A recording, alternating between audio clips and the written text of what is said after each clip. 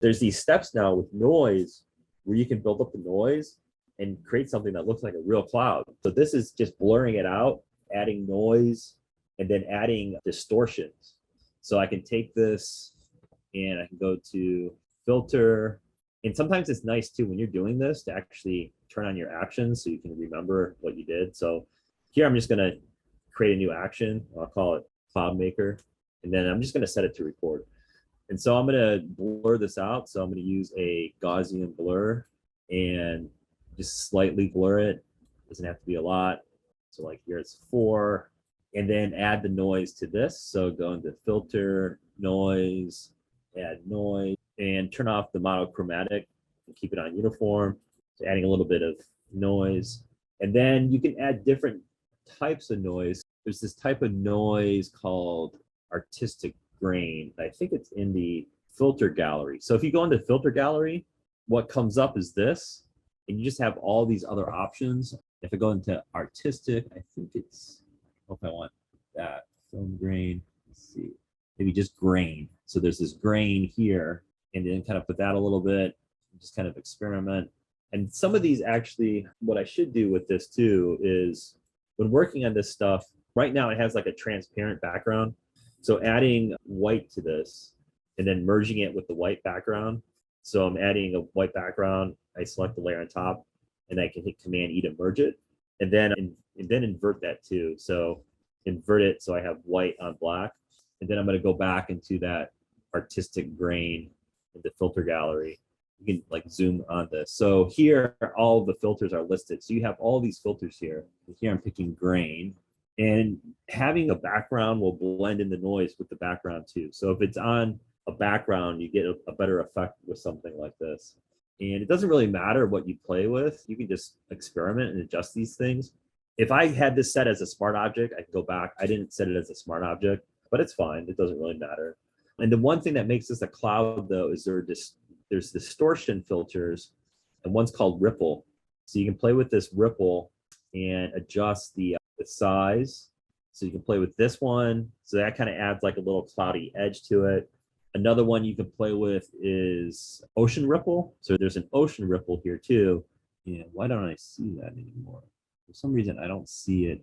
There used to be an effect in here called ocean ripple. I don't see it. Huh. I wonder if it's in the, here it is. It's in this filter gallery. So there's an ocean ripple.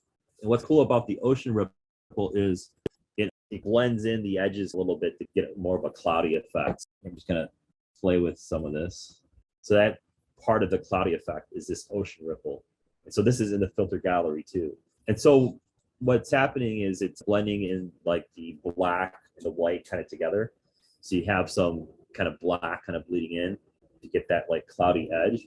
But you want to get rid of the cloudy edge itself. You want to get rid of all the noise in the background. So there's noise in the black. So you can go into image adjustment and use threshold. And what threshold does is it basically will give you like a posterization effect. So if you have something that has a lot of grayscale, a lot of noise in it, playing with this threshold will immediately get rid of that noise. And then you can adjust the cloudiness of this as well. It's a cool way to get different types of disrupted looks, like paint, like something that has paint on a wall, different types of agitated effects, scribbly like effects. If you start with something that has noise in it, and then basically it gets rid of the noise. So it's getting rid of all those grayscale values in the noise. And then you can come back to this and blur it out. So I'm going to go back and go into blur and do another Gaussian blur. With a lot of these procedural recipes, Gaussian blur is used all the time. So you'll find that Gaussian blur is used a lot, noise is used a lot, different clouds is used a lot. The blur is sometimes like very subtle, so you don't add a lot of blur. So you just want to get rid of the sharpness around things. And then I can go back and maybe add a little bit more distortion. So there's another filter in the filter gallery that adds grain, and that is film grain. So I go in here and do a film grain effect. And here you can not add any grain at all. So this adds the grain, but you don't add any grain, it will basically add a little bit to the edges, but not add the noise. This is something that's interesting too. With when you play with these filters and you have something that's 100% black, 100% white, what they'll do sometimes is introduce some grayscale value. So if you added this to a brush, it's going to introduce that value back in. So here, if you have a little bit of this, there's like a grayscale edge almost, then you can go back and start to play with levels. So sometimes you can put a filter on top of something to get some of those values back. So here I'm just going to slightly adjust it. What it should do is actually give me a graininess to the edge itself, just playing with the different settings. And then you can layer this up. So you can make the clouds fluffy by going back and adding another blur, but it's slight. You're just adding slight blurs, get like a fluffier type cloud, and then maybe going back and adding more of the grain. So you'll see a lot of these effects too, they like stack things. So adding a little bit more grain. And then, so with this, what we can do with this now is turn this into a selection. So if you copy anything black and white, what I can do is take this, I can copy it. I should be able to go into channels, create a new channel, and then paste that in. So now if it's a channel, what I can do is turn this into a selection. So if I go back up into my layers, let's say, and then create a new layer, and then go into that channel, and you command click on the channel, that's now a selection. And I can fill this selection with white.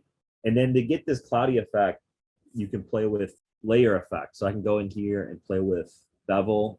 So right now it's defaulting, let's see. So create, let's see, inner bevel. Yeah. There's a little shadow. It has like a shadow here that's set. And to get the cloudiness, the bevel has like a contour to it. So you have these contours here. So there's different contours that you can use. So like playing with this like half round, let's say. And then you can add a contour to the bevel. So there's this texture here. So if you click on texture, you can add some sort of texture to the here. And there should be a texture in here. There should be a cloud texture. I'm just experimenting with different textures. So there's like these different textures that you can play with the bevel, like different scales. You can scale it up a little bit. And then I need to add maybe some sort of darker background to this, add like a gradient. So I'm gonna just grab like an image of a sky. I probably have to play with this a little bit more to get it like exact, but it's kind of like the general idea. Maybe playing, double clicking on this and adjusting the blends down below and option clicking a triangle. See these little triangle edges here. So the only thing about it is probably this, it's a little bit too, there's some dark parts of this. So probably have to adjust that a little bit, maybe adding a adjustment layer on top and then playing with hue and saturation. So maybe, I think there's something in the bevel too. Yeah, I think that's a little, there's a shadow in the bevel. So maybe getting rid of that as well. I don't know, and then mixing it in or fading it, or maybe adding a mask on top and then using, you could use another cloud brush to fade this in somewhat.